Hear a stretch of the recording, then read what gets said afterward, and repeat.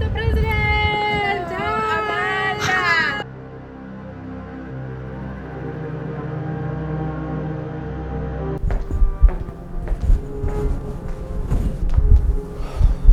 Are you ready?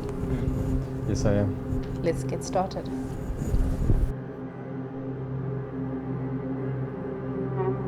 Mr. David Patron, President of the Republic of Reeko, thank you for sitting down with us. Thank you so much for having you guys here today. It's an honor to be here. So, can you please tell us a bit about your life before you entered the presidency?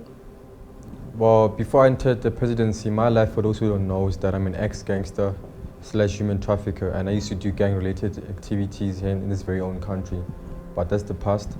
I'm ashamed of it, and I'm out for change. Is there a specific moment that you would say in your past life that sparked the change in your present life to actually run for presidency?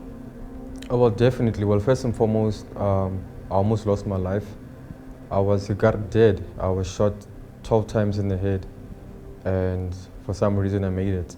And after I came out of the coma, life changed for me, and I saw life differently, and I saw myself that, you know what, I want to see change in this country. I want to have a positive impact, and let me run for presidency and change the country. So, given your track record in your past life, how did you gain the trust of the community and the public? Getting the trust for the community, well, the country as a whole hasn't been easy.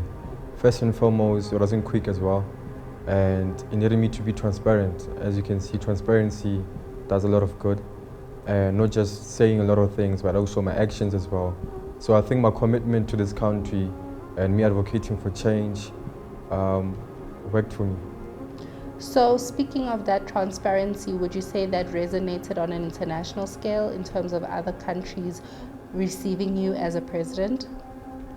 Oh yes, it did, it does, but I would say that they didn't receive me well. And I don't blame them for that, I'm an ex-gangster. It took time for them to be able to believe into my visions. But as soon as they saw my roles, my commitment to this country, they started believing in and actually funding us to be able to continue on this amazing journey. So when you say your commitment for this country, what are your plans and hopes for the future for this country and in your personal life as well as the President of the Republic of Reeko? Well, for this country, I sought for change, and I've changed the code of conduct, and there'll be zero criminal activities. And you know, as I've said, the cabinet, and like I've said earlier on last week on the news, that in the State of Nation address, that like I'm advocating for change and cancelling all types of criminal activities, and you know, putting laws to this act and changing the very act of this country. And me personally, changing my life as a whole and becoming a better person, and having a positive impact in my country. Mr. Patron, thank you for your time and thank you for sitting down with us. All right, thank you so much for having me. It's been an honor. Thank you for your time.